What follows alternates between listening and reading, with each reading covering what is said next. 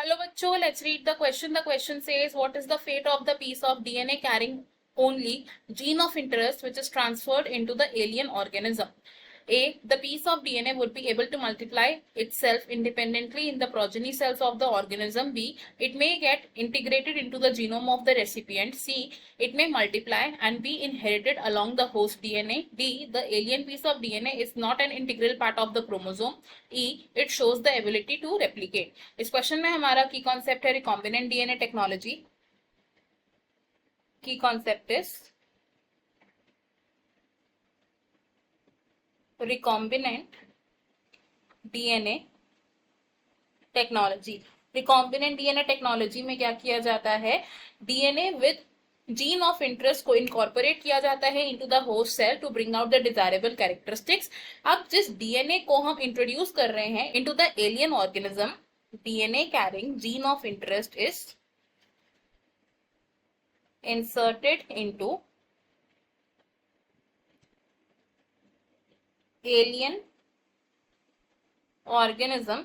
ये डीएनए खुद ब खुद यानी कि इंडिपेंडेंटली मल्टीप्लाई नहीं कर पाएगा प्रोजेनी सेल्स में. It will not be able to multiply itself in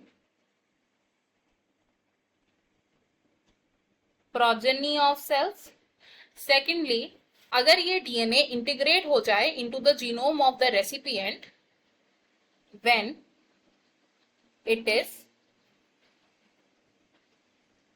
integrated into genome of the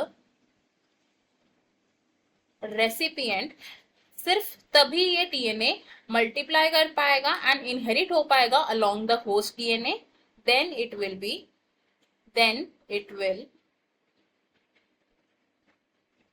multiply and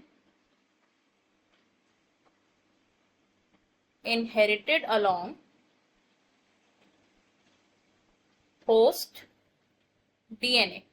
और ऐसा क्यों हो पाएगा, बिकॉज ये alien piece of DNA host chromosome का ही एक पार्ट बन जाएगा. It become part of host chromosome जिसके पास एबिलिटी है रेप्लिकेशन करने की, that has ability to replicate. तो अगर हम अपनी स्टेटमेंट देखें, इसमें से हमारी जो फर्स्ट स्टेटमेंट है that is a wrong statement, because ये piece of DNA independently multiply नहीं करेगा. नेक्स्ट, बी स्टेटमेंट हमारी करेक्ट है, सी स्टेटमेंट भी हमारी करेक्ट है, डी स्टेटमेंट इनकरेक्ट है because alien piece of DNA integral part बन जाएगा होस्ट क्रोमोसोम का, एंड ई स्टेटमेंट भी करेक्ट है. तो इस क्वेश्चन में हमारी जो करेक्ट स्टेटमेंट्स हैं they are B, C and ई.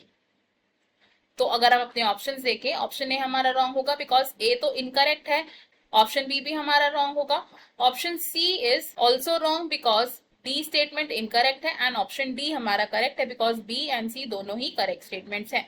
इस क्वेश्चन में हमारा करेक्ट आंसर है option D. I hope you have understood it well. Best of luck. Thank you.